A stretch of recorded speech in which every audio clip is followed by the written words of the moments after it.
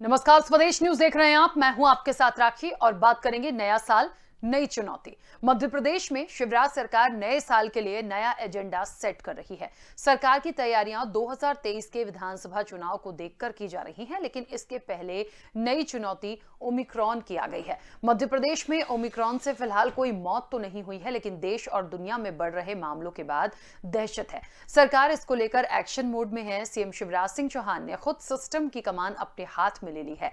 वहीं मंत्रियों को भी उन्होंने मोर्चे पर तैनात कर दिया है। सीएम शिवराज सिंह चौहान शुक्रवार को खुद राजधानी भोपाल के हमीदिया अस्पताल का जायजा लेने पहुंचे और व्यवस्थाओं का निरीक्षण करने के बाद कहा कि सरकार ओमिक्रॉन से निपटने के लिए पूरी तरह तैयार है। तो वहीं विपक्ष अभी से सरकार को घेरने में जुट गया है। तो आखिरकार वाकई में मध्य प्रदेश में ओमिक्रॉन को लेकर कितनी सतर्क है सरकार और इन तैयारियों से कितना संतुष्ट है विपक्ष? हम इस पर चर्चा को आगे बढ़ाएंगे। कुछ प्रतिक्रिया है, पहले सुनते हैं। देश भर में बहुत तेजी से नए वेरिएंट के पॉजिटिव केसेस आ रहे हैं। ये अलग बात है कि अभी तक पूरे देश में और हमारे मध्य प्रदेश के भी जो अनुभव है, सीरियस पेशेंट्स नहीं है। डेल्टा जिस तरह का असर डाल रहा था, अभी वैसा असर नहीं है। लेकिन हमको हर परिस्थितियों से निपटने के लिए तैयार रहना है। आज की भी रिपोर्ट से 77 नए केस पॉजिटिव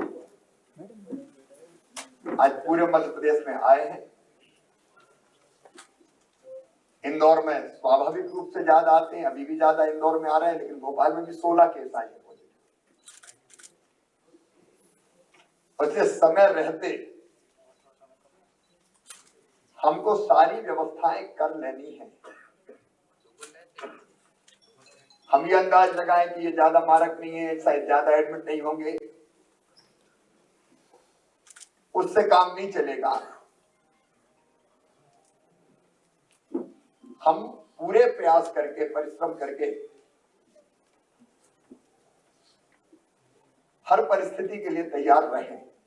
मध्य प्रदेश में कोरोना के नए वेरिएंट ओमिक्रॉन के संदर्भ में प्रदेश सरकार द्वारा भ्रम की स्थिति बनाई जा रही है। जहां 2 दिन पहले तक सरकार द्वारा कहा गया था कि प्रदेश में कोई मामले नहीं है, अब कहा जा रहा है कि 9 ओमिक्रॉन संक्रमित मामले प्रदेश में पाए गए और जिनमें से 6 पूरी तरह स्वस्थ हो गए। ये सरकार की लापरवाही है जो जनता के बीच में भ्रम फैला रहे हैं। इस बीच में 9 लोगों द्वारा कितना संक्रमण फैलाया गया, इसका कहीं कोई अता पता नहीं है। साथ ही जीनोम सीक्वेंसिंग मध्य प्रदेश में अभी तक प्रारंभ नहीं हो सकी। ओमिक्रॉन के मामले में माना जाता है कि एक संक्रमित व्यक्ति 32 लोगों को संक्रमित कर देता है। इस तरह से 9 लोगों का संक्रमित होना, अगर ये चेन संक्रमण की फैल गई होगी तो पूरा प्रदेश इस समय गंभीर स्थिति में पहुंच गया है। पूरी तरह भारतीय जनता पार्टी सरकार की लापरवाही प्रदेश की जनता की जान जोखिम में डाल रही है। देखिए, हमने माननीय स्वास्थ्य मंत्री जी से बात की थी और हमें इस बात की बहुत प्रसन्नता है कि उन्होंने हमारी बात को स्वीकार किया और मध्य प्रदेश को 5 जीनोम सीक्वेंसिंग की मशीन देने का उन्होंने निर्णय लिया है। इस महीने जनवरी के फर्स्ट वीक तक हमें ये 5 मशीनें मिलेंगी और हम भोपाल, इंदौर, ग्वालियर, रीवा और जबलपुर मेडिकल कॉलेज में उनको इंस्टॉल करने वाले हैं। तो निश्चित रूप से उसके बाद जीनोम सीक्वेंसिंग की रिपोर्ट हमें जल्दी मिलेगी, पर अभी भी हम पूरी तरह से प्रिकॉशन ले रहे हैं और ये सुनिश्चित कर रहे हैं कि किसी भी तरह कोरोना संक्रमण ना फैले। देखिए, नया साल है और नई चुनौती भी आ गई है और निश्चित तौर पर एक बड़ी चुनौती के रूप में ओमिक्रॉन है। अब सरकार इससे निपटने के लिए तमाम बातें कह रही है, ये भी कह रही है कि तैयारियां हो गई हैं, लेकिन विपक्ष अभी से सरकार को क्यों घेर रहा है? क्योंकि देखिए, ये एक शुरुआत हम कह सकते हैं। देश में लगातार जिस तरीके से मामले बढ़ रहे हैं, निश्चित तौर पर थोड़ा चिंता का विषय है, लेकिन सवाल ये भी है कि जो 2 लहरें हमने देखी हैं, उससे कितना सबक आज के समय में, वर्तमान स्थिति में हमने लिया, सरकार ने लिया। और इसके साथ साथ यदि विपक्ष घेर रहा है, तो अभी जिस तरीके से हमने प्रतिक्रियाएं कांग्रेस की भी सुनी हैं, तो यही कहना है कि जो लोग आ गए हैं यहाँ, उन लोगों का कोई अता पता नहीं है। अब एक व्यक्ति यदि 32 लोगों को संक्रमित कर सकता है तो आप सोचिए उनका कोई कंट्रोल नहीं है, वो लोग कहाँ हैं, ना जाने कितने लोग हो चुके होंगे। अब ऐसे में जब तक उनको आइडेंटिफाई करेंगे, इससे बेहतर प्रयास ये होगा कि इसको कैसे कंट्रोल किया जाए। लोगों की जागरूकता और सरकार जिन तैयारियों की बात कर रही है असल में वो कितनी सही है और उनका इंप्लीमेंट उतना कितना हम देख पाएंगे, क्योंकि बहुत जरूरी होता है। देखिए सीएम शिवराज भी हमीदिया हॉस्पिटल पहुंचे, निर्देश भी दिए उन्होंने और जायजा भी लिया तमाम चीजों का, तो ये एक तैयारी दिखती है कि इसको करना है। पर आगे क्या, और विपक्ष जिस तरीके से सवाल उठा रहा है, तो और कौन कौन से पॉइंट्स हैं जो विपक्ष के जहन में अभी हैं, क्या वो ऐसे पॉइंट्स हैं जो महत्वपूर्ण हैं और इस निश्चित तौर पर इस चर्चा में निकलकर आगे सरकार तक फॉरवर्ड किए जा सकते हैं। हम विस्तार से चर्चा को आगे बढ़ाएंगे। हमारे साथ मेहमान जुड़े हैं। सबसे पहले मैं आपका परिचय करा दूं, भारतीय जनता पार्टी का पक्ष रखने के लिए प्रहलाद कुशवाहा जी हमारे साथ जुड़े हैं। प्रहलाद जी बहुत स्वागत चर्चा में जुड़ने के लिए। और कांग्रेस का पक्ष रखने के लिए ब्रजेश पांडे जी हमारे साथ जुड़े हैं। ब्रजेश जी आपका भी बहुत स्वागत है।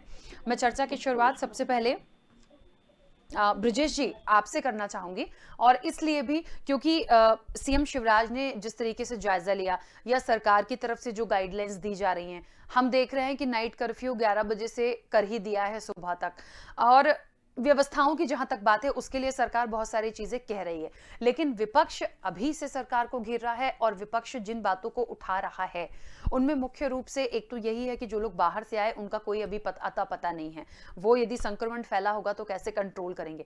इसके अलावा और कौन सी ऐसी चीजें हैं जो लग रहा है आपको कि सरकार कहीं ना कहीं इसमें कमियां हो सकती हैं? देखिए राखी साहब, मध्य प्रदेश की सरकार पिछले सरकार बनाने के बाद, लोकतंत्र का गला घोट के सरकार बनाने के बाद पिछले 2 साल से अभी भी मैं बार बार कह रहा हूँ कुंभकर्णी नींद में ही सो रही है। जब हमारा देश देख रहा है कि महाराष्ट्र का मामला हो, चाहे केरल का मामला हो, चाहे अन्य स्टेटों का मामला हो, कोरोना की लड़ाई जब लड़ा तो वहाँ का जिला प्रशासन से लेके वहाँ का पूरा मुख्यमंत्री सचिवालय, पूरा मंत्रिमंडल, पूरा सीएम 24 घंटे दिन रात जो है संघर्ष पे लगे रहे और लगे थे किसी तरह से हमारे प्रदेश से कोरोना का संकट दूर हो जाए।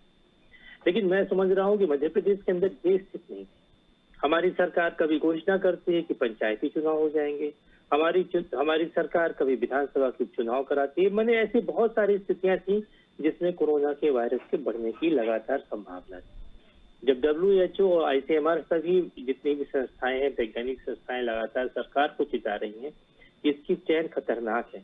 ओमिक्रॉन को लेकर के अभी मैं आज ही एक रिसर्च फेलोशिप से बात कर रहा था जिनकी इस पर कमांड है। उन्होंने कहा कि सर इसका जो वायरस है वो ब्रेन पर अटैक कर रहा है, और अगर ब्रेन पर अटैक करेगा तो जैसे पहले जो वायरस आए थे कोरोना के, उसके जो म्यूटेंट्स थे वो हार्ट पे, लंग्स में इफेक्ट डाल रहे थे, अगर इसने ब्रेन में अटैक कर दिया और सीरीज जकड़ लिया तो ब्रेन हेमरेज होने के 100% चांस। अभी भी मध्य प्रदेश सरकार इस आपाधापी में है, वो ये गिनाने में पड़ी हुई है कि हमने उपलब्धि कितनी अर्जित कर लिया, हमने कोरोना टाइम में ऑक्सीजन सिलेंडर प्लांट कितने दे दिए, हमने कितने बेड उपलब्ध करा दिए। अब वो स्थिति नहीं है। अब स्थिति ये है कि हमको म्यूटेंट तो कभी मरता नहीं है। म्यूटेंट का सिद्धांत बिल्कुल यही है कि energy can not be created, not destroy, but it can be transfer from one place to other place. इसका रूपांतरण होता रहता है। जब रूपांतरण होता है तो बहुत खतरनाक रूप में होता है। वायरस कभी नहीं मरता। तो हमने तो बार बार मुख्यमंत्री जी को पत्र भी लिखा कि आप और आपके स्वास्थ्य मंत्री, स्वास्थ्य सचिव को बैठ करके इसका पूरा आपको एक रोड मैप तैयार करना ही पड़ेगा पूरे साल के लिए, कि हमारे देश के सामने जब ये संकट आए तो हमारे प्रदेश की सरकार इसको निपटने के लिए क्या तैयारी कर रही है। हालांकि उनके जवाब नहीं आए, कुछ पत्रों के जवाब आए भी, वो सबके जवाब नहीं आए। मैंने क्राइसिस कमेटी का चूंकि सदस्य हूँ अपनी पार्टी की ओर से, उसमें मैं बोलता हूँ। तो आप एक बार मुख्यमंत्री से मैंने ऑनलाइन पूछा कि जो आंकड़े फर्जीवाड़ा के बताते हैं आप और आपकी सरकार के लोग, इनसे पूछिए कि एक नर्स एक दिन में कैसे 1800 लोगों को जो है वो कोरोना के वैक्सीन के टीके लगा दिए। फिर मुख्यमंत्री ने पूछा भी स्वास्थ्य सचिव से कि भाई क्यों ऐसा संभव है 1800? तो उसने कहा कि सर हो सकता है आंकड़ों में गलती हो गई। तो जब सरकार का होमवर्क ही कमजोर है, जब सरकार के काम करने की शक्ति ही कमजोर है, तो चाहे वो केस 9 हो, चाहे वो केस 29 हो, चाहे 90 हो, हमको कहीं ना कहीं इसका स्ट्रांग होमवर्क करना पड़ेगा और हमको समझना पड़ेगा कि जिस तरह की लड़ाई हमने कोरोना फर्स्ट, कोरोना सेकंड को लेकर लड़ी, कोरोना की थर्ड वेव पर हम कम्युनिटी स्प्रेड न बढ़ने पाए, इस पर फोकस हो रहा है साहब, तब जाकर के इस समस्या से निजात मिल पाए। ठीक है प्रहलाद जी, जितनी तैयारियों की बात हो रही है, व्यवस्थाओं की बात हो रही है, वहां तक ठीक है। कुछ बातें अभी ब्रजेश जी ने उठाई हैं, इस पर कितना इम्प्लीमेंट हो सकता है, या यदि लग रहा है आपको कि इस पर भी कुछ काम है तो कैसे कर रहे हैं, क्योंकि वाकई में ये नई चुनौती और बड़ी चुनौती है। पर मध्य प्रदेश ने जिस तरह से पहली और दूसरी लहर के दौरान स्वास्थ्य सेवाओं को लेकर हो या सरकार की प्रतिबद्धता हो, चाहे जन जागरण को लेकर हो, चाहे स्वास्थ्य सेवाओं को लेकर काम करने की हो, पूरी तरीके से हम सफल रहे हैं और हम उन विशिष्ट राज्यों में शामिल थे जिन्होंने कोरोना पर विजय भी प्राप्त की है दूसरी और पहली लहर में। तो मुझे लगता है कि ब्रजेश जी कांग्रेस प्रवक्ता आरोप लगा रहे हैं, लगाएं, उनका काम है लगाना, लेकिन मैं पूरी तरीके से कहना चाहता हूं कि हमारे जिस तरह से वैक्सीनेशन हुआ है मध्य प्रदेश के अंदर, 10.5 करोड़ से 10 करोड़ 22 लाख से ऊपर का वैक्सीनेशन जो 18 से ऊपर और 60 से ऊपर के आयु वर्ग के लोगों का हुआ है, वो एक बहुत ही अच्छा वैक्सीनेशन आंकड़े हैं। और जो ना महाराष्ट्र और केरल की बात कर रहे थे अभी, मुझे तो बड़ा हास्यास्पद लग रहा था कि मध्य प्रदेश में तो एक स्थिति ऐसी भी थी कुछ महीनों की कि एक भी कोरोना के मरीज नहीं आए, लेकिन महाराष्ट्र और केरल ऐसे राज्य थे जहां पर मुझे लगता है कि 50% मरीज पूरे भारत में उन्हीं के आधे तो औसत उन्हीं का होता था। वहां की सरकारों ने जिस तरीके से जनता को छोड़ दिया था मरने के लिए, मध्य प्रदेश से उसकी तुलना करना, मुझे लगता है कि मध्य प्रदेश के चाहे स्वास्थ्य अमला हो, चाहे प्रशासनिक अधिकारी हो, उनके काम को लेकर उनके साथ अन्याय करने वाली बात होगी। हमने मध्य प्रदेश के अंदर बहुत अच्छा काम किया है और कोरोना को जीता, उससे जंग भी जीती है, चाहे वो हमारे स्वास्थ्य के कर्मचारी हो, सरकार हो, सब लोगों ने मिलकर मध्य प्रदेश के कोरोना से हमने जीत भी हासिल की है। और आने वाले समय में हमारी जो एक ओमिक्रॉन की अभी विषय चल रहा है, तो हमारी पूरी तैयारी है। हमने RT-PCR 100% तय किया है। हमने रैपिड कोई हमारा टेस्ट नहीं होगा मध्य प्रदेश के अंदर, पूरे RT-PCR टेस्ट ही होंगे और हमारी तैयारी है पूरी तरीके से। आरोप लगाना है तो आरोप लगाना एक विषय अलग बात है कि उसको किसी भी चीज में आरोप लगाना है तो लगाएंगे। ठीक है प्रहलाद जी, लेकिन एक सवाल बहुत महत्वपूर्ण है। हम अपने देश में देख रहे हैं कि लगभग 95% लोगों को वैक्सीन जो है वो लग गई है, मतलब पहली डोज की यदि हम बात करें, और 87% लोगों को दोनों डोज लग चुकी है। मतलब 5 करोड़ 19 लाख लोगों को पूरा हम यदि कंट्रोल ओवरऑल देखें तो पहली डोज हो चुकी है, 4 करोड़ 81 लाख लोगों को दोनों डोज हो गई है। चलिए ये तो ठीक है। अब 3 जनवरी से एक अच्छा प्रयास है कि 15 से 18 साल के जो बच्चे हैं उनका भी वैक्सीनेशन किया जाएगा। तो वैक्सीनेशन यदि हम करेंगे, उस तैयारी को हम किस तरह से कर रहे हैं? और देखिए ऐसा तो नहीं है कि वैक्सीनेशन के बाद भी कोविड है या फिर ओमिक्रॉन है वो नहीं होगा। हमने बहुत सारी ऐसी रिपोर्ट्स देखी हैं, पेशेंट देखे हैं जिनको हो रहा है। हाँ, एक पॉइंट अच्छा है कि बहुत ज्यादा स्थिति उनकी खराब नहीं हो रही है, वो बहुत कंट्रोल में है, जल्दी रिकवर कर पा रहे हैं। दूसरी चीज ये है कि यदि जिन तैयारियों के बारे में आप कह रहे हैं, ये आंकड़े छुपाने वाली बात बार बार विपक्ष उठा रहा है। कमलनाथ ने भी ये आरोप लगाए हैं कि आंकड़े छुपा रही है सरकार। मुझे नहीं समझ में आ रहा कि किस तरह के आंकड़े, और देश में जो अभी तक जो केसेस आने शुरू हुए हैं या MP तक उसकी आहट आई है ओमिक्रॉन की, कहाँ दिक्कत हो रही है? या तो पुरानी चीजों से ये चीजें चली आ रही हैं और इसलिए इन चीजों को छुपाया जा रहा है, क्योंकि जो दूसरी लहर थी वो तो हमने बहुत डरावनी देखी है और उम्मीद है ये कि कभी ऐसी और कोई लहर देखनी ना हो। राखी जी, मैं देखिए बहुत स्पष्ट रूप से कहना चाहता हूँ कि जिस प्रकार से वैक्सीनेशन हुआ है और जो अभी आपने किशोर आयु के वर्ग के बच्चों को अभी ये वैक्सीनेशन के लिए 3 जनवरी से प्लानिंग होने वाली है। हमने स्कूल स्तर तक सरकार ने उसकी प्लानिंग की है, उसके लिए टीमें बनाई जाएंगी और उनको एक पूरा कहीं ना कहीं टारगेट देकर कि बच्चों को वैक्सीन लगे, उसका ऑनलाइन पंजीयन हो। जिनका ऑनलाइन पंजीयन नहीं होगा तो उन्हीं सेंटर्स पे, जो विद्यालयों में सेंटर्स बनाए जाएंगे, वहां पर भी उनका पंजीयन होगा और वहीं पर वैक्सीनेशन भी होगा।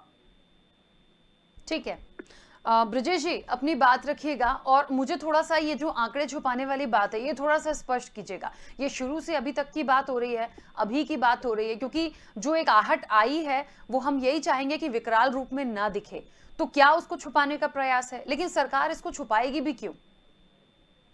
राखी साहब, सबसे महत्वपूर्ण बात, अभी मेरे भारतीय जनता पार्टी के प्रवक्ता आदरणीय प्रहलाद जी अपने पार्टी का पक्ष रख रहे थे। मैं इनसे कहना चाहूंगा, शायद इन्होंने तुलसीदास जी की रामचरितमानस में चौपाई को पढ़ा भी होगा कि तुलसी मेरे राम को रीझ भयो न खींच, भौम पड़ा जागे सभी उल्टा सीधा बीज। अरे भाई, मैं तो ईमानदारी से स्वीकार कर रहा हूँ महाराष्ट्र के अंदर केसेस थे, मैं तो ईमानदारी से स्वीकार कर रहा हूँ केरल के अंदर केसेस थे। जब देश के प्रधानमंत्री जी ईमानदारी से स्वीकार कर रहे हैं आदरणीय नरेंद्र दामोदर दास मोदी साहब, तो आपको मेरी कौन सी बात हास्यास्पद लग रही कि मध्य प्रदेश में जो है आंकड़े कम थे? आंकड़े छुपाने की बात ये मैं नहीं कह रहा हूँ। मध्य प्रदेश के एक प्रमुख समाचार पत्र ने प्रमुखता से छापा तो उसके पीछे सरकार पड़ गई, इनकम टैक्स के छापे पड़ गए, ईडी के छापे पड़ गए। जो सरकार को आईना दिखाता है उसके पीछे सरकार पड़ जाती है। सरकार, जिस समय सरकार आंकड़े बता रही थी कि शमशान में, कब्रिस्तान में इतनी संख्या नहीं थी कोरोना सेकंड में या कोरोना फर्स्ट में, वो आंकड़े फर्जी थे। और अगर फर्जी नहीं थे तो सरकार ने ब्लूप्रिंट क्यों जारी नहीं किया? कांग्रेस ने अगर कोई आरोप लगाए तो सरकार सत्ता में कौन है? बीजेपी है, उसको बाकायदे से जारी करने का अधिकार होता है। भारत का संविधान पढ़िए, पहले भारत के संविधान की धारा 73 पढ़िए। सरकार को अधिकार है, फंडामेंटल राइट है, ये सरकार के नीति निर्देशक तत्व है। आंकड़े सरकार छुपा रही है, पहली बात। दूसरी बात, 33 दिन बाद देश में 10,000 से ज्यादा कोरोना के केसेस आए, ये मैं नहीं कह रहा हूँ, भारत सरकार का स्वास्थ्य मंत्रालय कह रहा है। उसके बाद 25 राज्यों में कोरोना ओमिक्रॉन का खत जो है वो इसका वेरिएंट पहुंच चुका है। पहली मौत महाराष्ट्र में हो चुकी है, भी देश का स्वास्थ्य मंत्रालय कह रहा है। जो व्यक्ति आपके सामने प्रहलाद जी निष्ठा ईमानदारी से मोदी जी की बात को कह रहा है, उसको आप हास्यास्पद बातें कह रहे हो। आश्चर्य लग रहा है मेरे भाई, आप मोदी जी से बड़े हो गए क्या? दूसरी महत्वपूर्ण बात मैं आपसे कहना चाह रहा हूँ कि स्वास्थ्य मंत्रालय के आंकड़े जो होते हैं, स्वास्थ्य मंत्रालय के आंकड़े जब जारी किए जाते हैं तो सबके लिए सर्कुलेट होते हैं। तो मेरा ख्याल है कि सरकार को इस बात पर लुका छिपी से पहले सरकार को अपनी तैयारियों का जायजा करना चाहिए। इन चीजों को पुनर्मूल्यांकन करना चाहिए बैठ के, स्वास्थ्य सचिव के साथ बैठ करके, डीन के साथ बैठ करके और मेडिकल के जो टीम है उनके साथ बैठ करके सरकार को इस पर विशेषज्ञों से राय लेनी चाहिए कि अगर मध्य प्रदेश में ये थर्ड वेव का खतरा बढ़ता है, क्योंकि बाहर से लोग जो आ रहे हैं बहुत से लोग जांच नहीं करा रहे हैं, सरकार की एजेंसियां भी जांच नहीं कर पा रही हैं, जो भी रेलवे स्टेशन से आते हैं वो निकल जाते हैं। तो मैं कह रहा हूं कि अगर आज 9 केस थे और वो बढ़ करके उसका एक वायरस 10 लोगों को प्रभावित कर रहा है, तो केसेस तो बढ़ ही रहे हैं। तो इसमें सख्ती से आप जांच कराइए, इसमें सख्ती से जो WHO आपको कह रहा है, ICMR कह रहा है और देश का स्वास्थ्य मंत्रालय बार बार आपको चेतावनी दे रहा है, उस गाइडलाइन का पालन करिए।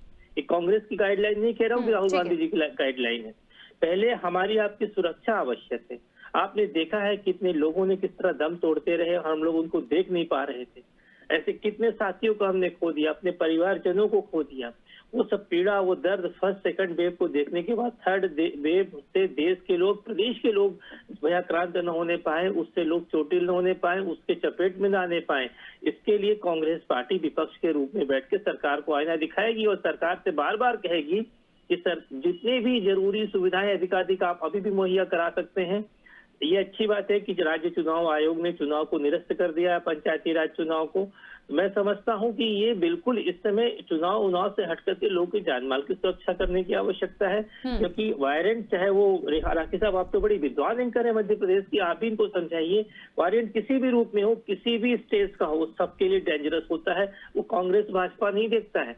कितने भाजपा के हमारे मित्र शहीद हो गए इस वायरेंट के चक्कर में, कितने लोग इसके आगोश में आए। तो सबको मिलजुल करके समाज में एकजुटता के साथ, एकरूपता के साथ संविधान की रक्षा करते हुए इस वायरेंट से लड़ना है, जिससे कि सब लोग बचे। हम लोग की सुरक्षा होगी तब हम प्रदेश को उन्नति और विकासशील प्रदेश में बना सकेंगे। पहले उसको देखना है। मुख्यमंत्री जी ने भी खुद कह दिया कि भाई ये इसकी व्यवस्था ये चारों तरफ फैल रहा है, इसको चौक चौबंद किया उन्होंने। ये चीजें चाहिए ही। ठीक है, प्रहलाद जी कुछ कहना चाह रहे थे, बोलिए। मैं ये कहना चाह रहा था कि मध्य प्रदेश में पिछले भी समय में कोरोना से बहुत अच्छी तरीके से लड़ाई लड़ी है। हमारे चाहे वो स्वास्थ्य कर्मी हो, चाहे सरकार हो, सरकार चलाने वाले सारे लोग सरकारी, हमने भारतीय जनता पार्टी के कार्यकर्ताओं ने तक रोड में उतरकर खुले में मरीजों की मदद के लिए अपनी जान की परवाह किए बिना हम लोगों ने मदद की है। और रही बात सरकारी तंत्र की, तो सरकारी तंत्र मैं फिर से कह रहा हूं कि मध्य प्रदेश जिस तरह से सेकेंड वेव में भी हमने बहुत अच्छा काम किया था और सबसे पहले उन राज्यों में शामिल थे जिन्होंने कोरोना बीमारी के तहत हमने कंट्रोल किया था, हमने सबसे पहले जीत हासिल की थी। और मैं कह रहा हूं बार बार कि हमने सरकार के स्तर पर पूरी तरीके से तैयारी कर रखी है। और रही बात आंकड़े छुपाने की, कौन आंकड़े छुपा रहा है? जब अगर हम हर टेस्ट का जीनोम सीक्वेंस हम सीक्वेंसिंग करवा रहे हैं तो उसके लिए जब रिपोर्ट जाती है तो निश्चित समय लगता है, उसके बाद हम आंकड़े जारी करते हैं। तो उसमें आंकड़े छुपाने वाली जैसी बात कुछ नहीं होती है। और आप तो देखिए, बोलना है तो इसलिए मत बोलिए। एनजीओ के माध्यम से कितने लोग कल्याण किया, ये पार्टी से जोड़ने के बाद काम मत करिए, पार्टी पे मत लाइए। हमारे पार्टी युवा कांग्रेस के राष्ट्रीय अध्यक्ष जी ने देखिए, उनको तो आउटलुक पत्रिका ने उसमें कवरेज ही दिया पहले पेज में। ये कोई महत्वपूर्ण विषय नहीं, जिससे जो बन सके, जो नीडी व्यक्ति हो उसको मदद पहुंचाना ही हमारी मानव धर्म है, इस पर ध्यान देना चाहिए। तरीके से चाहे वो शायद स्वास्थ्य सुविधाओं के मामले हो, कि हमने अगर किसी तरीके का वायरस अगर बहुत ज्यादा संक्रमण बढ़ता है तो उसके लिए भी पूरी तैयारी है। और अभी वर्तमान में जो स्थितियां हैं उसको लेकर भी सरकार पूरी तरह सजग है, पूरी स्वास्थ्य सुविधाओं को लेकर भी पूरी तरीके से तैयार है कि प्रदेश की जनता के वो संक्रमण के उस भयावह दौर पे ना जाए, उसके लिए पूरी तैयारी कर रखी है सरकार ने।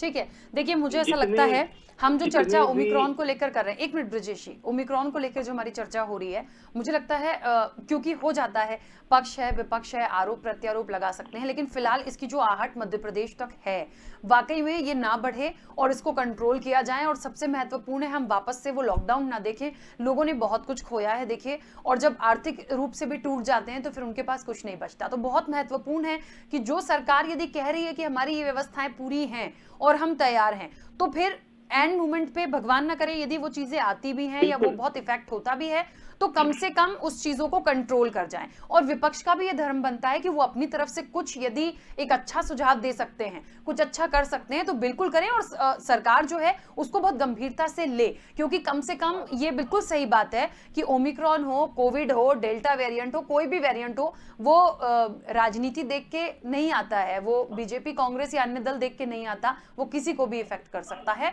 और बहुत सारे लोगों ने अपनों को खोया। तो मुझे लगता है एक सुझावपूर्ण, एक सार्थक चर्चा हो कि क्या कर सकते हैं। ब्रजेश जी बोलिए, कुछ कह रहे थे। मैं आपसे बड़ी विनम्रता से और हाथ जोड़ के प्रार्थना करना चाह रहा हूं। मुख्यमंत्री जी का बयान स्वागत योग्य है। मुख्यमंत्री जी ने कहा है कि 200 ऑक्सीजन प्लांट बनकर के तैयार हो गए। बीच में भी कोरोना फर्स्ट में, कोरोना सेकंड टाइम में भी ऑक्सीजन प्लांट बनकर के तैयार हुए थे। अभी मुख्यमंत्री जी को एक सर्वदलीय बैठक बुलाना चाहिए और ये भी इस बात की जांच करना चाहिए कि ऑक्सीजन प्लांट में वास्तव में उतनी ऑक्सीजन तैयार हो पा रही है कि नहीं हो पा रही है। कई जगहों पे खराबी की भी शिकायतें आ रही, क्योंकि आनंद फानम में लोगों ने एनजीओ के माध्यम से बनाया था। तो कुछ ऑक्सीजन प्लांट ऐसे हैं जो पहले की सरकार के समय में भी थे और वो बंद हो गए थे। उसमें मुश्किल से 2-3 लाख रुपए खर्चा, सरकार उनको भी चालू करे बिना पूर्वाग्रह से ग्रसित होकर के। तीसरी महत्वपूर्ण बात मैं आपसे ये कहना चाह रहा हूँ कि वैक्सीन की डोज, दोनों डोज अधिकाधिक लोग लगवा सकें, सरकार उसके लिए प्रयास कर रही है। उस प्रयास को और अमली जमा पहनाने का तरीका ये है कि चूंकि अब जितने लोग की ड्यूटी आपने पंचायत चुनाव में लगाई थी, सबकी ड्यूटी इसी पे झोंक दीजिए। कहिए कि आप जाके जन जागरूकता फैलाइए। गांव के चौपाल में जब चर्चा होती है तो गांव के पंचायत के चुनाव की न हो, इसकी चर्चा हो कि ओमिक्रॉन की तीसरी वेव खतरनाक है कोरोना के रूप में, इससे बचने का सरकार सार्थक उपाय कर रही है। जनपद के बीच में इस बात को लेकर चर्चा होनी चाहिए, क्योंकि देखिए ओमिक्रॉन को लेकर के चाहे वो इंग्लैंड हो, चाहे लंदन हो, चाहे अमेरिका हो, न्यूजीलैंड हो, सभी देशों ने अपनी अपनी गाइडलाइन जारी किया है। और हमने कोरोना फर्स्ट, कोरोना सेकंड में उन लहरों को देखा है, उन भयाक्रांत लहरों को देखा है। और जिस तरह से एक दिन के अंदर 77 केस मिल गए हैं, कि इस बात को बता रहे हैं कि इससे जो इसका रेट है, इसका जो ग्रोथ है वो बढ़ रहा है। तो हम लोग बिना किसी तरीके से उसमें आए हुए, तनाव में आए हुए, इससे इस वायरस के रोकथाम के उपाय ढूंढें।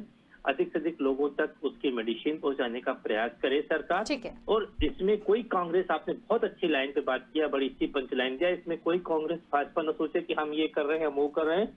जिससे जो बन सके हर व्यक्ति को आगे आकर के प्रयास करना चाहिए। ठीक है, तभी हम ब्रजेश जी, मध्य प्रदेश को समृद्धशाली बना सकते हैं। ठीक है, मैं बीच में रोकूंगी क्योंकि समय की सीमा है। आप सभी मेहमानों का बहुत शुक्रिया इस चर्चा में जुड़ने के लिए।